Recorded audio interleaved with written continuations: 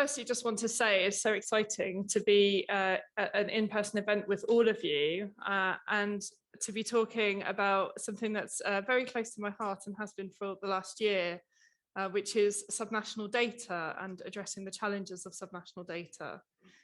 I'm going to start by introducing the panel and just say that we have Tom Smith joining us on camera because unfortunately his flight was cancelled. So we are trying this as a hybrid session, but please do forgive us if we sort of have to work through a little bit of the technology issues, but I hope that we have them all sorted.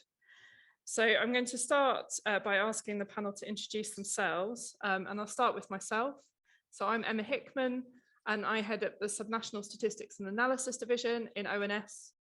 We're a relatively new division that was created to help ONS respond to increasing demand for granular data to help support local policy decision making. And I can say a bit more about that in sort of the opening gambit, if you like.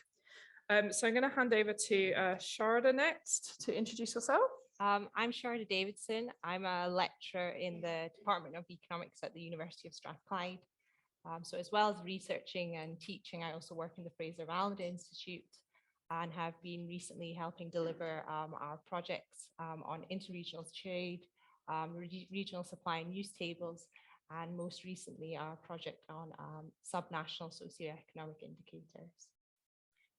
Thank you. Next, we're going to go to the screen and ask Tom Smith to introduce yourself, please, Tom. Hi, I'm Tom Smith. I'm the Director of the Spatial Data Unit at the Department for Levelling Up and Homes and Communities, or DLUC, as our great acronym is.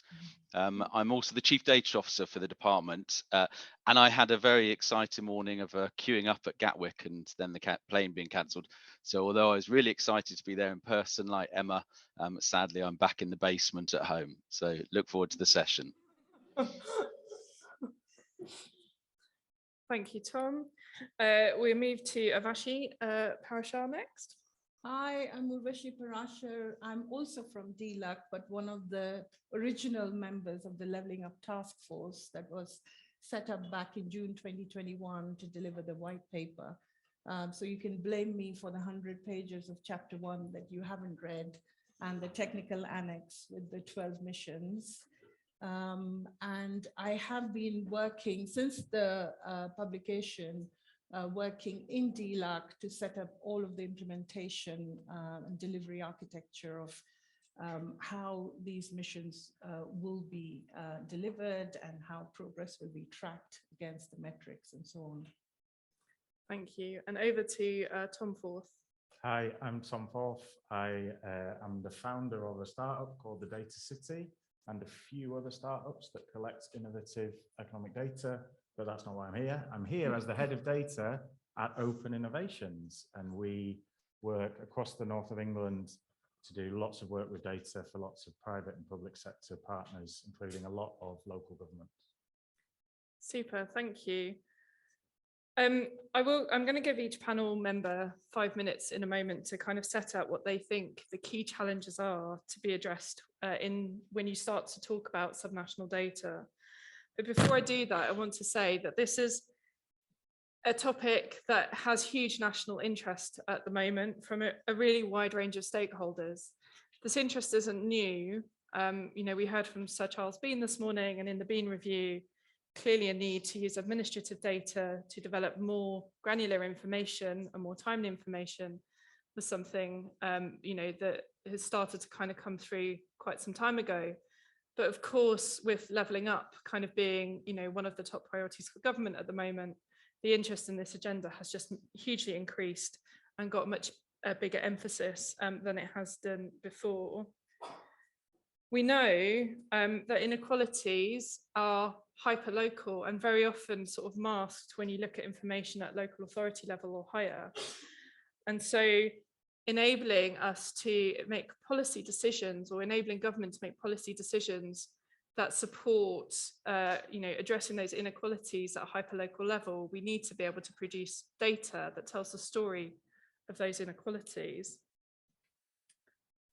ONS's role in this so far has been the publication of a government statistical service subnational data strategy, which we published in December ahead of the white paper.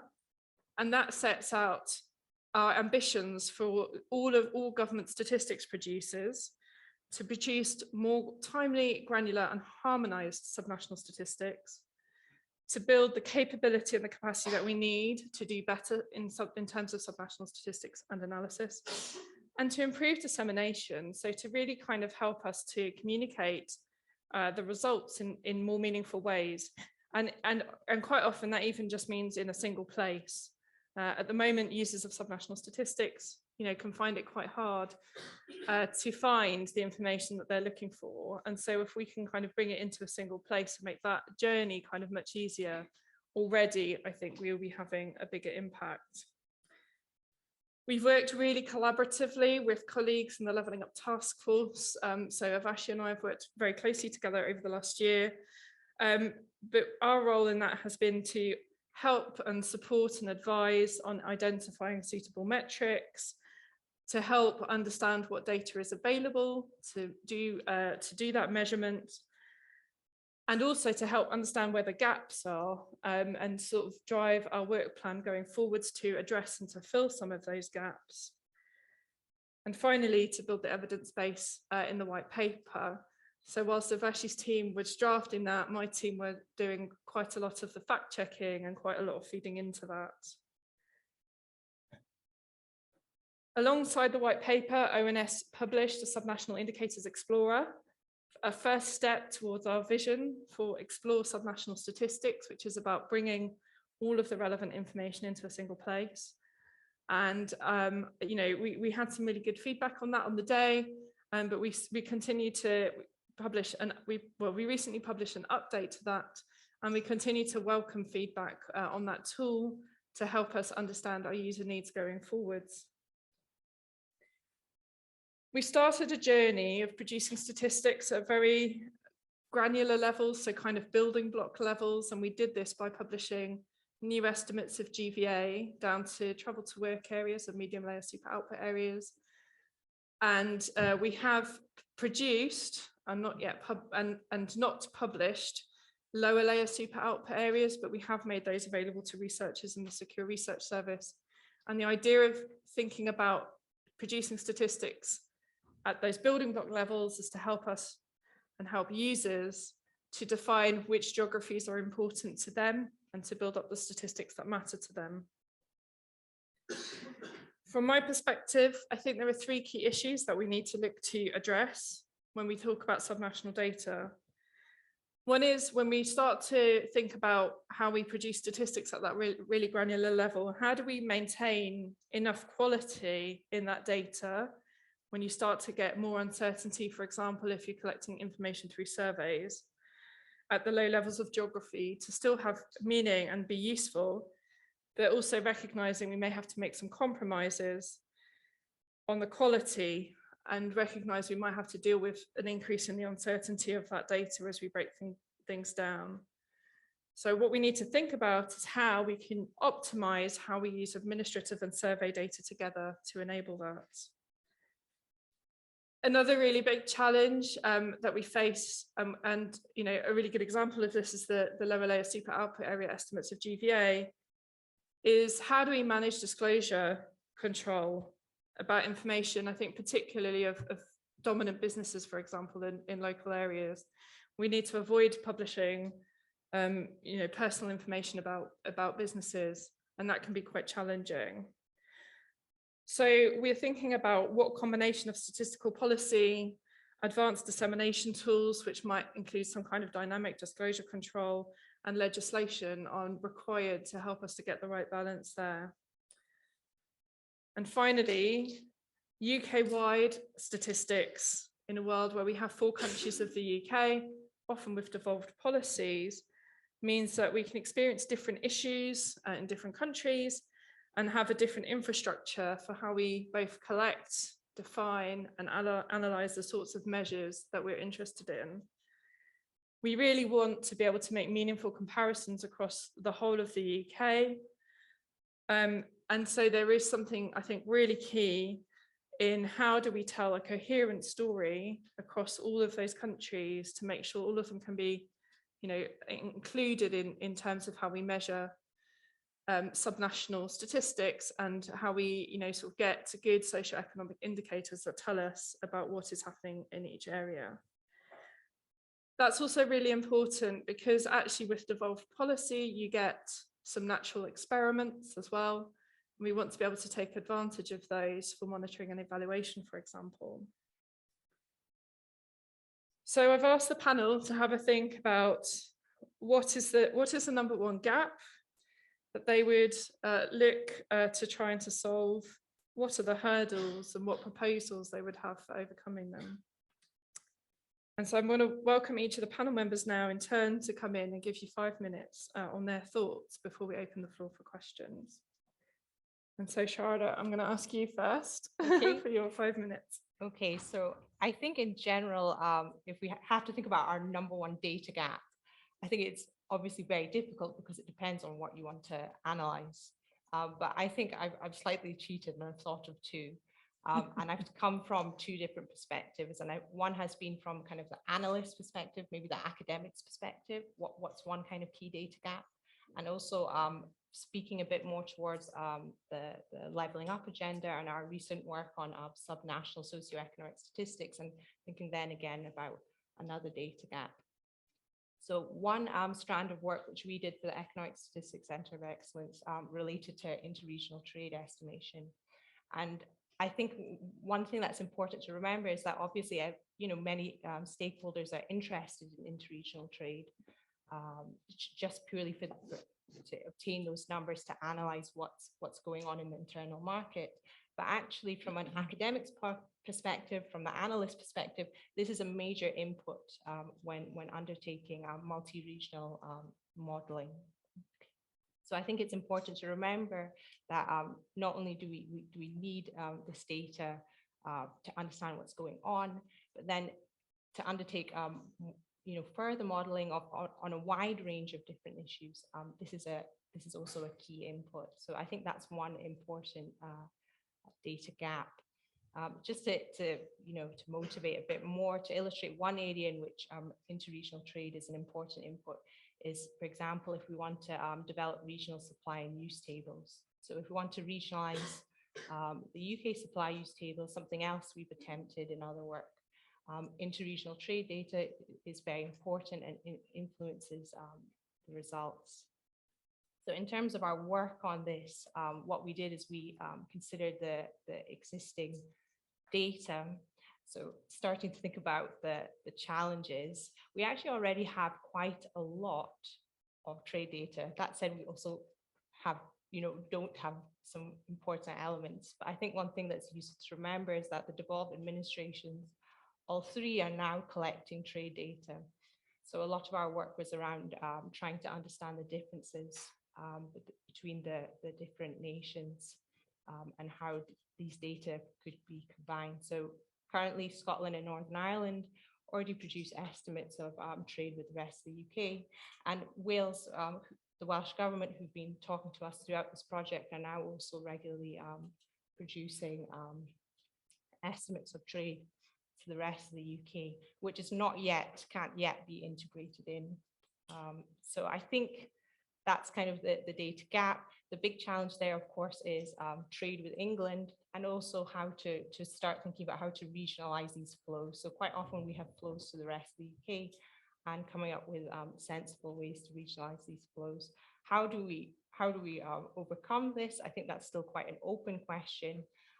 You can use specific indicators to regionalize the data, but I think it's about whether you can get more granular data in at this stage to regionalize the flows.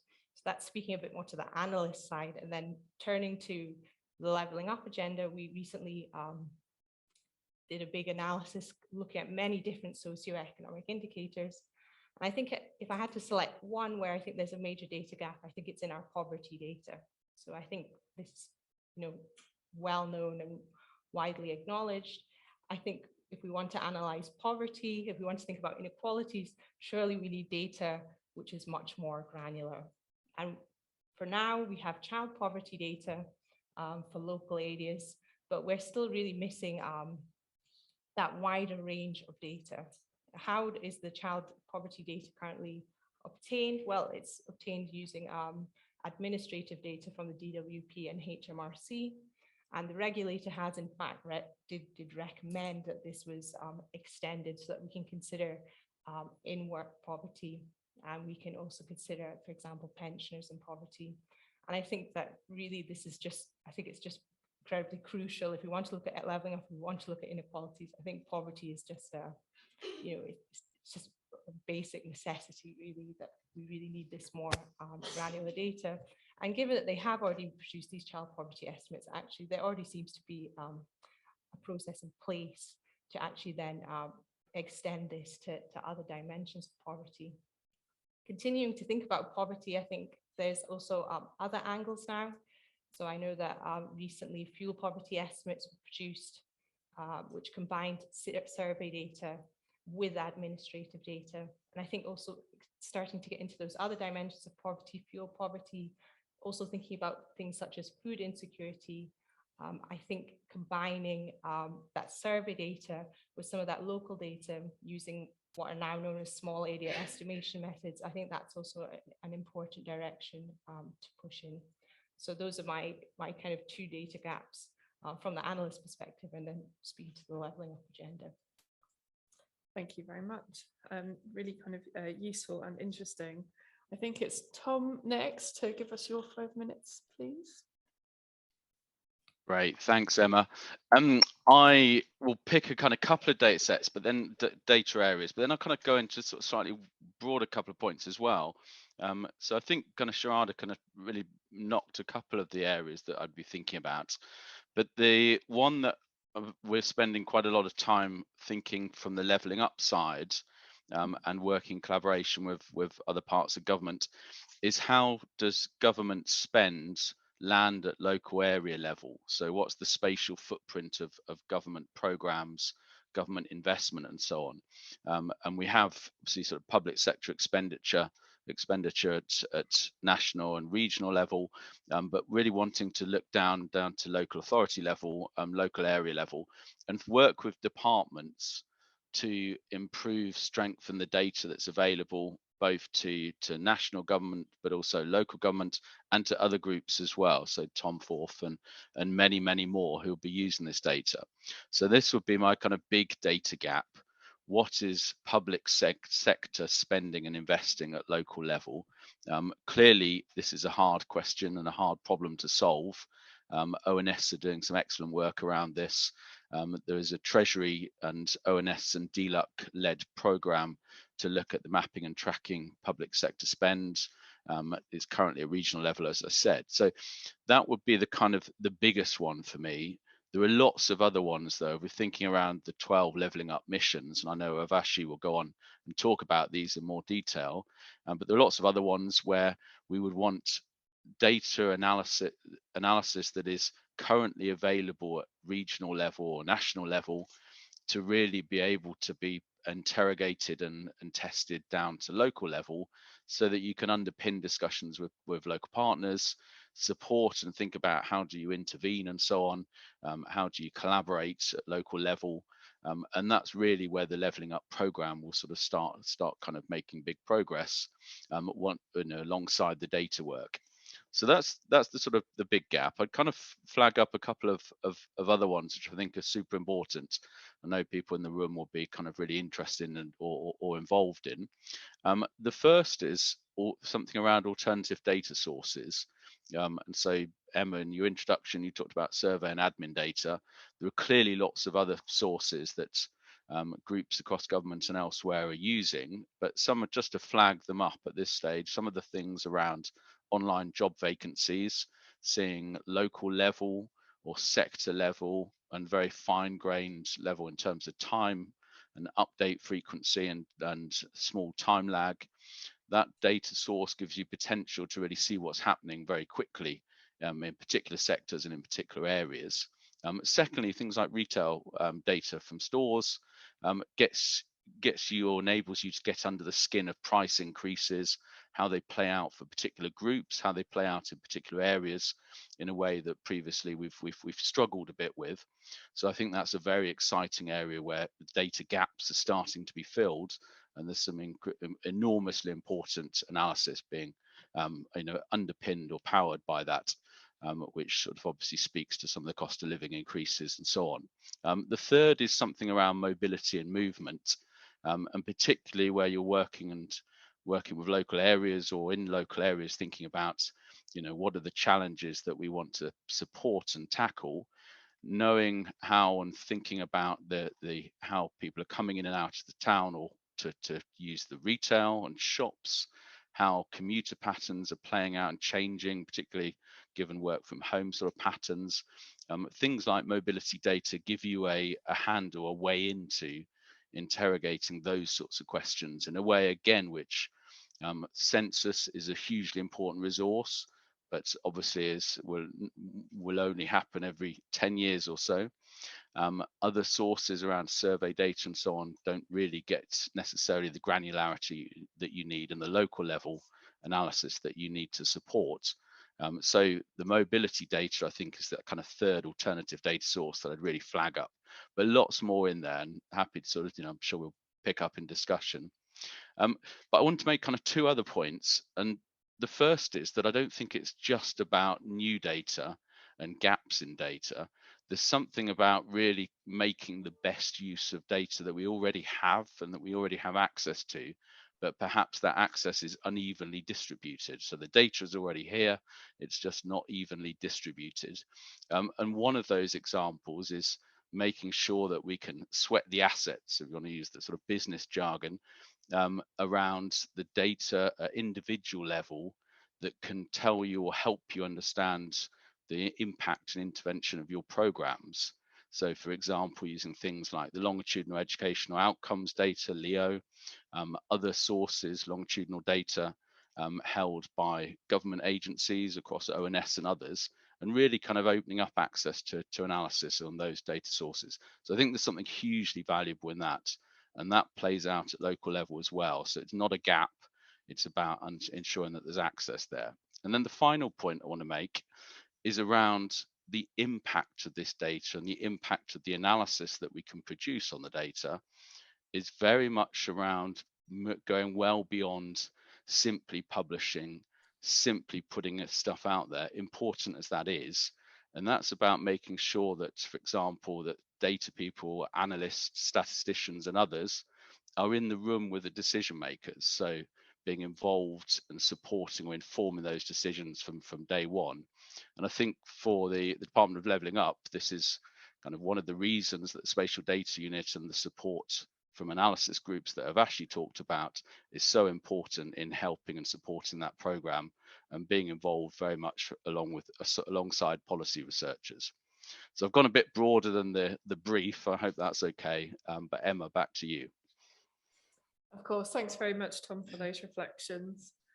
I have a few thoughts which I might share kind of as we wrap up these parts of the discussion before we open to questions. But for now, I'll pass over to Urvashi next. Thanks, Emma. And in the spirit of everyone going rogue with your, with your original brief, I will do the same. And, just carrying on from what Tom said about the importance of not just producing the best subnational data, but actually producing the right insights at the right time for the right audiences, and being in the room is what, from where I sit, is the most important gap at the moment. And it is about building everyone's capability, building the capability of the civil servants, building capability amongst ministers, amongst local leaders, and empowering them with the best available data, be it statistics or real-time data, and democratizing data to some extent, so that we in the center are not the ones saying, hey, here are the 50 things you should be thinking of, but here are the 50 things, and you could pick 5 of the ones that that are the best ones for you. And going back to the white paper and the 6 capitals framework and the 12 missions, what the theory of change for leveling up says is that there is no one single recipe. The mix of ingredients could be quite different based on the places you're talking about. And if you really want to understand a place, you need to be able to have the best suite of data to use it that doesn't look like any other place. And for decision makers to recognize that those places are all different from each other. And I think that is quite a big gap. That is a cultural shift. And this is why the white paper made data as one of the significant pillars for rewiring government, and all the stuff that we have been doing with the ONS and with academic experts is to bring about that shift in thinking that, yes, we have to get better quality data. Yes, we have to get more harmonized data across the 4 nations of the UK. But are we getting data in the hands of the people who are going to make the decisions? Is there a proper understanding of the spatial stance of government action? And can local leaders make the right decisions at the right time? So all of those things, there is one important element of data which isn't always captured, but it's within the framework of monitoring and evaluation and what works. And I feel that as an analyst, as someone who has dabbled in a lot of evaluation in my time, I find that there is very little use and generation of data that is experimental, piloting, trials, mining data, and then understanding what works and quickly repurposing what you might be doing. Again, it's a cultural thing, but it's a different sort of data gathering. And it is absolutely fundamental to complement all of the work that, that is being done in the statistics and wider data world. And I'll stop there, but those were my nuggets. Thank you. I think really useful to have that policy perspective as well. And finally, we'll go to Tom. Thanks very much. So 5 minutes to get myself in some trouble.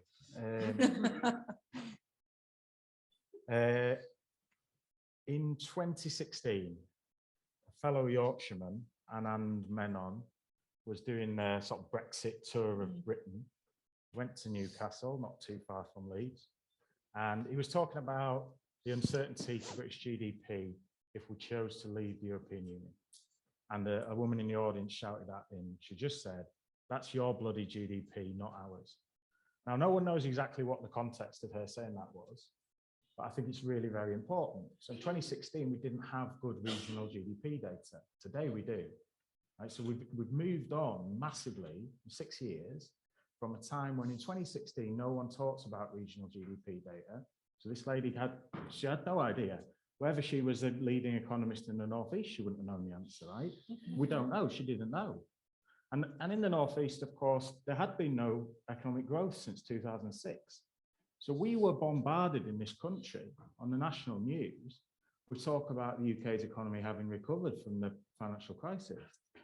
The UK as a whole had recovered by 2014. The Northeast is still below its 2006 level of GDP. And so you have this big inequality, but importantly, we just weren't measuring it. Now that's massively improved. So I don't think that problem will happen again. And that's fantastic. We see in the COVID response, we look at economic data across COVID response and we are far improved. So how did we get there? Well, obviously the Bean report was part of getting there. I think there's a bit of an unsung hero in this, which is the Scottish government. I'm glad they were here in Glasgow, so I'll be polite about them.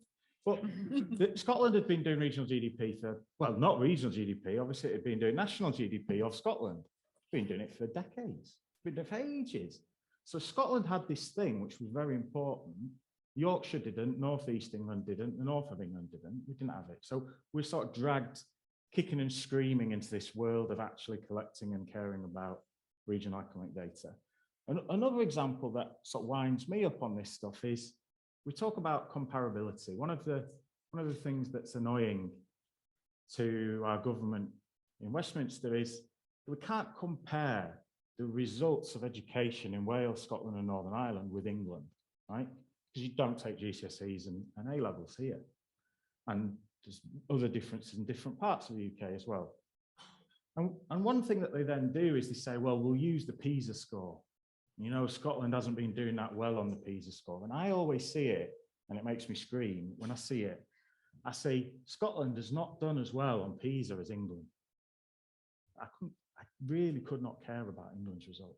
Why do I care in Yorkshire? Why does someone in the North East care about England's result?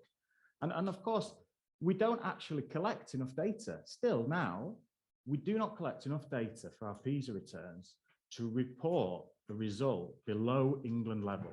Because of devolution, Scotland, Wales and Northern Ireland all choose, their own governments choose, to submit a greater sample size that allows for a devolved measure of PISA. And instead, we don't have the data to calculate what the PISA score is for Yorkshire. Now, you can actually go into the microdata, and the OECD have a fantastic portal that lets you do it, calculate it. You get massive error bars, and I won't spoil it too much, but Yorkshire is below Scotland. So I'm there watching the news, hearing about how Scotland's failing on education compared to England, and everyone I know and everyone I'm near in England has been doing even worse, and no one's shouting about it. So data, comparability, it's important because these lead debates that make policy happen. This is why it's so important. Just finally on sort of comparability, one of the things that we talked about is how can we do better. Eurostat is a really good source of comparable data. It's always been very good at regions, since other countries in Europe care quite a lot more about their regions on account of having a constitution that says they have to generally. So our decision not to join Eurostat was, to me, somewhat odd. You don't have to be in the EU to be in Eurostat. Turkey are on it, right? Norway's in it. We could have, if we'd wanted, joined Eurostat and produced and continue to produce fantastically comparable data sets that everyone already knows how to use. And I wouldn't have had to spend £500,000 changing all my NUTS codes to ITL codes because I have to use OECD geographies instead of Eurostat geographies to talk to government. So the biggest gap, I said, well, what are the biggest gaps in data? Well, I'm not going to give a data gap. The biggest gap is in decentralized power. Who in Yorkshire and who in the North East has the power to say, no, I don't want that data, I want this one instead? And the hurdles to addressing that, well, I think I've said who's the hurdle to doing it. It is the UK government blob, not the people in it. They're all good people generally.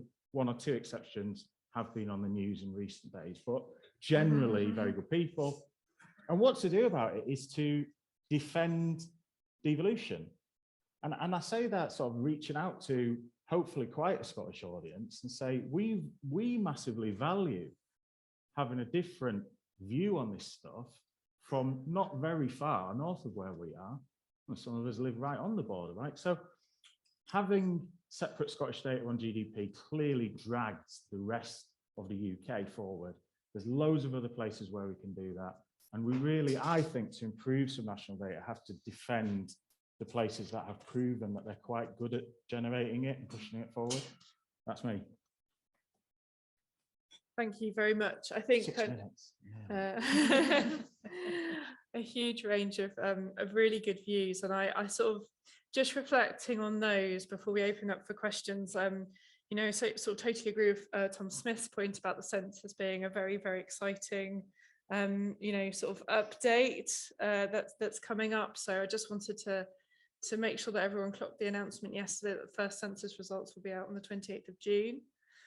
I hugely agree with, you know, kind of some of the points about opening up access to data. And I'm sure that many of you know that ONS is embarking on a really exciting project to develop an integrated data service. I think eventually the kind of view is that it will replace a secure research service, but actually my team are working really closely with colleagues in the integrated data service to think about building levelling up data asset.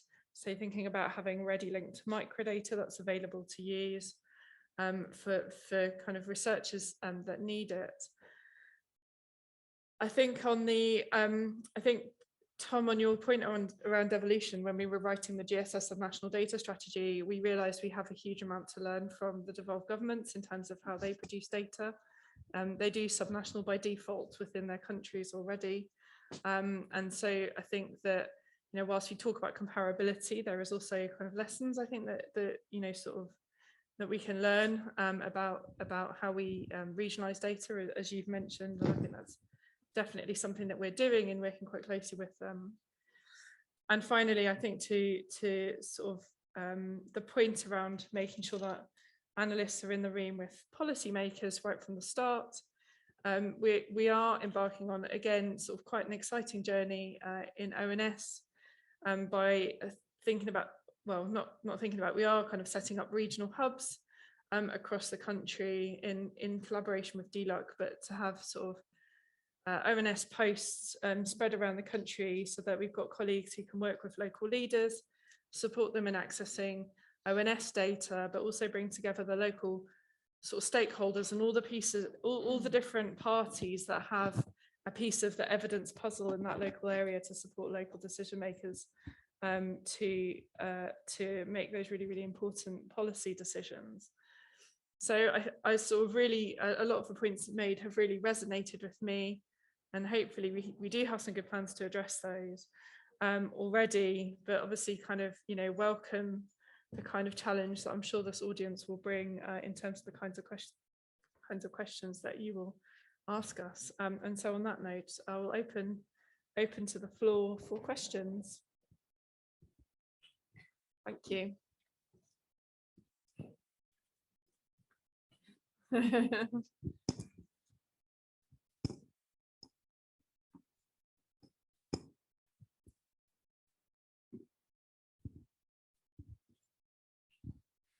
Thanks very much. That was really interesting start.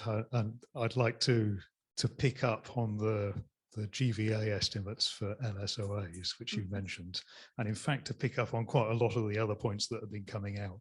So I think it's really good that ONS has been brave enough to produce a set like that. But I want to challenge you a bit on some of the background of those estimates. So I read the consultation that came out with them and the methodology behind it. And as far as I can see, it's actually a very simple model that's being used to construct those. And the consultation says there's a section in it that's called quality estimates, but it doesn't give you any quality estimates. It just says, can you tell us whether these are any good or not? So I think it's not quite got the best use of data that we started off with. I think there are much better things you could do. Sharada already mentioned small area estimation, and that's conspicuously absent in the construction of those types of estimates. And I think that gives you a real challenge, because those building blocks you started off with and the masking problems are all sat there inside the kind of models that you're using. And all right, I've picked a really horrid example because LSOA is the most challenging that you can get. So I don't want to make it seem that you're not doing some good stuff. But I think that the actuality at the moment isn't matching the kind of aspirations that we've just heard from the panel. So if I can turn that into a question, what's the point at which you say that a set of small area estimates, building block type estimates, is good enough for use, and how do you make that clear in a way that's going to stop the kinds of policymakers and people where you're at the table taking a load of data which doesn't actually tell them anything and making policy decisions on it? There's my challenge. It is such a hugely important point, and thank you for raising it. So, I mean, I will say we published the GVA estimates as experimental. We know they're not fantastic. We are working on improving them, and small area estimation is certainly something that we're looking to, and particularly planning to work with the ONS fellows to kind of work on improving, you know, some of the methods that we use for that, and also for other measures that we would like to produce at the same level.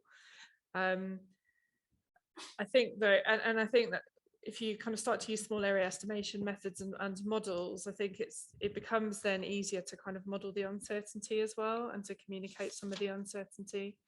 And I think that, you know, whilst I think that communicating confidence intervals to a very wide audience can be a little bit tricky, there are ways to do it.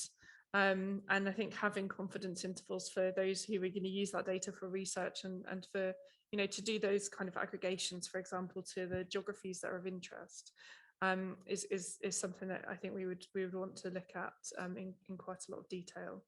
So not kind of a firm answer on plans, but it's certainly on our minds in that respect. Thank you.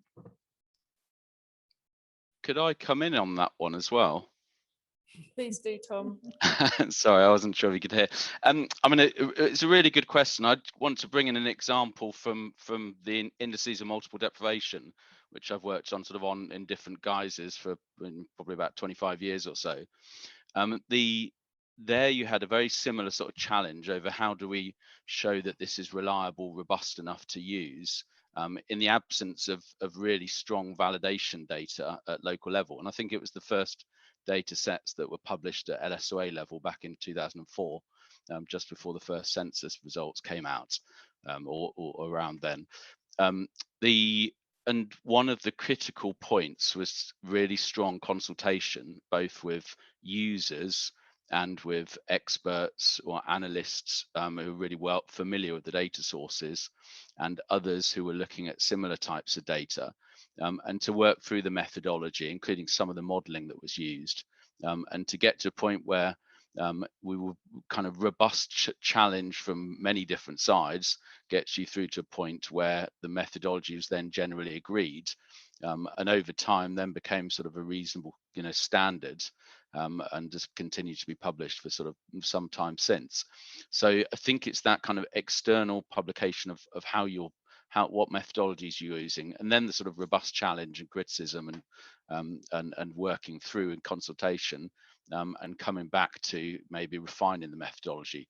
So it's a general point, but I think this working in the open and working collaboratively, if you're looking at developing very small area, very local, fine-grained measures, is really important. And you know, so I think the kind of approach here is the right one. And all of these data sources, I can imagine, will be refined over time, and that's absolutely perfect. It's what we should be doing. Back to you, Emma. Thanks, Tom. I completely agree with you in the importance of working in collaboration. Thank you. There's a question up there at the back.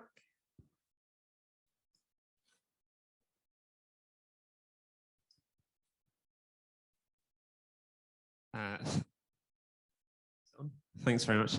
I just was interested in your reflections of the kind of challenge of regional data. Now people are working from home more, and kind of, yeah, if remote working means that, you know, I can be based with a company that's in Newport, but I'm working in Edinburgh or something, then should we be trying to measure kind of where output is happening based on where people are based or where companies are based, either for policymakers or practically?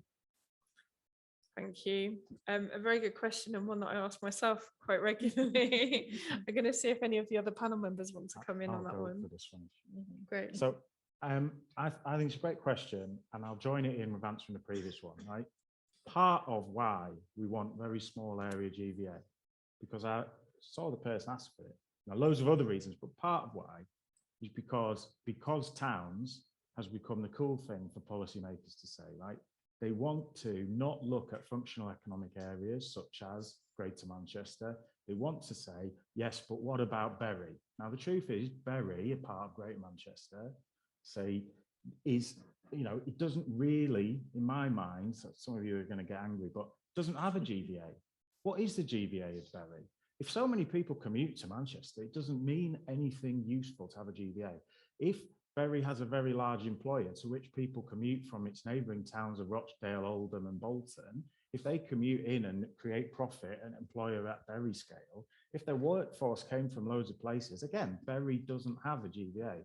So why are we looking at small area GVA? I should say, I think it's good work. The reason it's important is because now you can draw whatever circle you like, and say, but now I get my big GVA for actually a proper size thing that's not just NUTS region, this or that, right? So now you can do quite a big space. Now you can't really sell that to people, go, you can just redefine Greater Manchester to be what you really think it is and get a GVA figure. That's what we'll end up doing with it. So I think it's great. And then this working from home thing is exactly the same, right?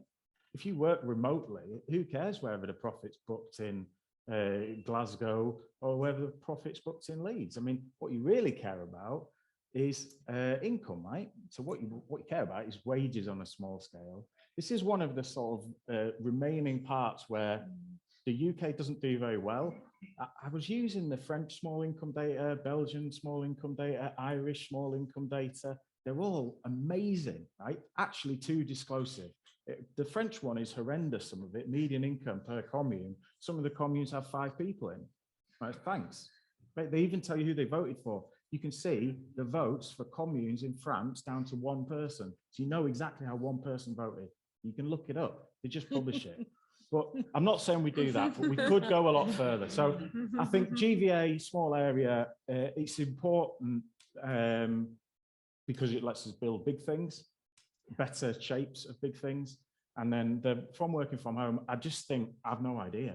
But I'm fascinated to see how it comes out. And I wouldn't mind, I would be quite happy living in West Yorkshire, one of the lowest GVA regions of the UK, if everyone was earning loads and loads of money working for Google in California. I really don't care. But you know what? It'll all catch up, obviously, as people spend money then in the shops, and you can't delocalize that. Just to come to that, bringing the policy angle and redefining what is a travel to work area. When the pandemic came, and 30 to 40% of the working age population was working from home, so not majority, a significant minority work from home. Policymakers, analysts, they thought about 2 scenarios. So it could either, from the leveling up perspective, be pro leveling up. So companies, big organizations, they don't care that you have to come into London.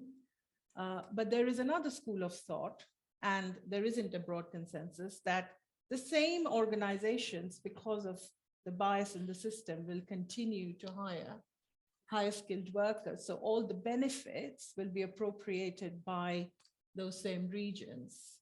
And so I think it's really important that we work together to understand how and redefining a travel to work area means in terms of wages and incomes and business behavior, because I don't think we can simply assume, as you're saying, that Google starts to hire more people or Dyson starts to hire more people from the north, not knowing that they are from the north, because we know from graduate data that despite most graduates or most people not being mobile, graduates are more mobile, and they tend to be mobile towards London.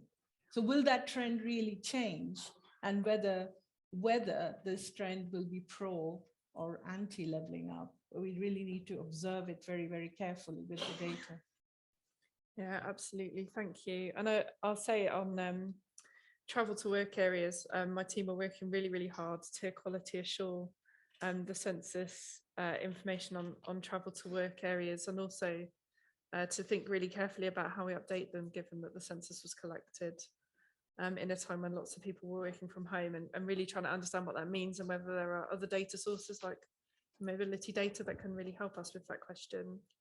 I think, Tom, you'll be pleased to know that gross disposable household income is next on our list after GVA.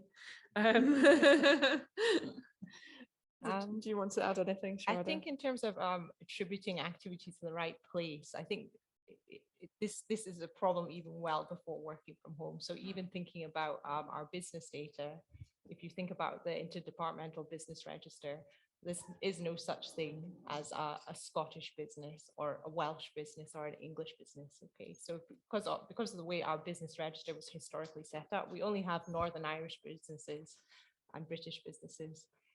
So in starting to think about these issues to do with location and attributing activity to the right place, I think again the devolved administrations are kind of the right people to look towards in terms of how they've managed to actually think about, okay, what is a Scottish trade flow, what is a Welsh trade flow as well, and thinking about how they, because basically you have reporting units, so you might have a reporting unit in Scotland, but they might have local units in England. So I think looking towards what the devolved administrations have done on these kinds of things might help us think about attributing activity to the right area, as we move forward towards things like working from home as well. Yeah, and I think it applies to things that are much wider than outputs, like you say. I think it applies to trade and a whole range of economic indicators in terms of where the activity takes place. Thank you. I think we'll go to this person next and then. Okay. Thank you very much for the discussion. And my question relates to actually the data collection methodology. So just a brief overview. Just several months ago, I contacted to this excellent company about job market data and said, hey, you have a wonderful data. I'm a PhD student. I can help to research your data, maybe provide some interesting insights. And they said, sorry, but your students are useless. We don't want to share the data with you because insights you provide are not relevant to us. So there is no incentive for us to, to share the data with you. So my question is that obviously we all want to source a great data, more granular micro level ones. Are there any thoughts about more sustainable ways to source the data, to collect the data where data holding bodies, data sources are more incentivized to share this data and they see the immediate benefit of sharing this data with government? Yes, absolutely. And I would say that's predominantly happening through our integrated data service. So in order to really enable that service, we're thinking a lot about how to make data sharing agreements much easier, and also kind of holding a lot of the data that researchers may want to access, again, kind of in a single virtual place, with a data catalog and sort of streamlining the process for applying for access to that data. So there's certainly a lot of thoughts going into that at the moment. Thank you. Just quickly on that. So as a collector of a lot of innovative data sources, for example, I wrote the software that runs a surveying app called TeacherTap. We survey 10,000 teachers every day. We were able to get that data to the ONS, and they used that to construct the regional amount of learning that took place and therefore reduce GDP by learning that happened in all the regions of the UK. And that process was actually quite hard, but much less hard than a lot of people thought it was going to be. So the data science campus and sort of the structures that had been set up got quite good at doing that. I would say this probably, so I also run a business that scrapes the websites of every company in the UK, and we also scrape all of the job adverts in the UK. Generally, the scraping of the job adverts, it's quite hard to reshare that because of the basic commercial sensitivity of it, right? It's very valuable data. It generally costs a lot of money to set up your company to do it, on the order of £1 million, £2 million. Public funds did not pay for that. I asked for years. They chose not to pay. Innovate UK still choose not to pay. So we just have to sell it. So in that sense, it's just a commercial decision about, did I feel that I could set up things within academia or the public sector that would collect these innovative forms of data? Well, I tried and I couldn't. Once I then decide to raise money from venture capitalists, you aren't allowed to give it away. So it just becomes a question of money. If it was me, I'd happily sell you the data and we can talk with which university you're at. I'll get them on £100,000 a year. I'll get them for, don't worry. I'll get you it. I'll get you it. Thank you. I think we probably are starting to run slightly short of time, but I know there was a question here, if that's still, yes. Okay, thank you. More a sort of comment. I was very pleased to hear the sort of emphasis you were giving to very small level, LSOA data. But until about a year ago, I was chair of a parish council, which is, of course, the lowest tier of local government in England. And I very much doubt that anybody in my parishioners would know what an LSOA is. Yes. And also, so could you make it accessible is one thing, because I think there is, I agree that things like value added are probably irrelevant at our level, but there are things like population, travel to work, income and so forth that are. And if you can put them into civil parishes, that would also help. I'm looking forward to the census data, and I hope it's going to be easily searchable and not like NOMIS. Thank you. I think a really good piece of feedback for us to go away. I mean, we've thought about all the different levels of geography we might produce, and they do expand very rapidly when you start to look at those. But we are certainly thinking about how to make data meaningful for the people that need it, and that's why we've sort of started on the. Yeah, yes, no, I understand. I mean, it's partly why we started to look at the towns and high streets as being a geography that kind of feels a bit more meaningful to people, even if potentially GVA is sort of less meaningful at that level. Although I think we did get some interesting results in our analysis when we used that for towns and travel to work areas. I think there was one more question over on this side. There. Thank you.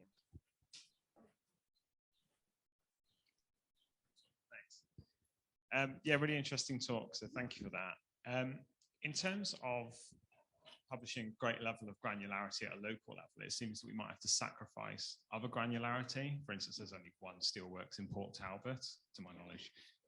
But do we have to sacrifice transparency as well? So from one publication to the next, it seems like if you added in a few data sources and revealed what they were, because of the great granularity, there's more risk of uncovering disclosure issues in that sense than we might have at a national level. So do we need to employ more kind of friendly attack in that sense?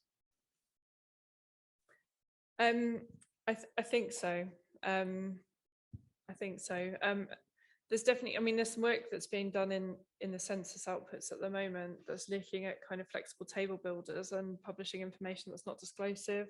And there's a kind of model that works in the background to sort of perturb the information before you publish, before you kind of, so there's like dynamic disclosure control that's built in to the kind of model of how you sort of disseminate the information. So I think there's definitely potential for that. If any of the other panelists wanted to come in on either of the last two questions. Just quickly on this, I think that the crossover between the politics around privacy and the quality of the data we want is going to be exciting, and I suspect that we will just chicken out. So I think that the answer is going to be we're going to hit a brick wall on it and get into a lot of trouble. So all of these like variable privacy, subjective disclosure, variable disclosure, they're really hard to do well. You sort of have to, it means you can't download a data set twice. And if you do, it'll be different. And then a third person tries to reproduce your result. And then they say you're a liar in your published paper, I can't reproduce it. And then the ONS have to come in and go, no, but you see it's within the margin of error that you threw away the second you downloaded the spreadsheet. So I think it's going to be a really big discussion. I think one of the ones that was very, very interesting about that, one of the discussions we had was actually on the COVID stuff. And I completely understood and agreed with the politics of it. We wanted to add an ethnicity data set to death certificates. The person is dead. I'm extremely sorry about it, but the person's dead. You can't ask them. And so what we thought about doing is there was a good discussion about this. We said, is it ever okay for a doctor to just pick a box? Basically look at someone and say, pick it. Now, I think the decision that we came to was that it isn't, that you have to ask either the person themselves when they were admitted, or it's on their GP record. And we were very fortunate in England that GP records were very complete on this. But those are still the kind of things we're going to have. And we're going to have the same question with local statistics. At some point, You know, in Norway, that the profit margins of the steelworks probably is public data. It's not here. Maybe it will have to be. We'll have to have that discussion, I think. Yeah, I couldn't agree more. And that's kind of why I said that one of the things we're thinking about is what is the right combination of, you know, statistical policy, legislation, and, you know, kind of other measures, you know, sort of that we might do, some modeling, disclosure control, that really helps us to get the right balance. And I agree, I think it's a challenging discussion, and one that I think is yet to be had. And I think, you know, we're hoping, I think, to bring that discussion to life in quite a real way quite soon, I think. On that note, I just want to say kind of thank you to everyone for your engagement and your questions, and a huge thank you to all of the panelists who've travelled up and joined us today to kind of have a really interesting, fruitful discussion. And certainly I've got, you know, a huge number of really useful feedback and thoughts to take away to think about how ONS continues to move forward on subnational data. Thank you very much, everybody.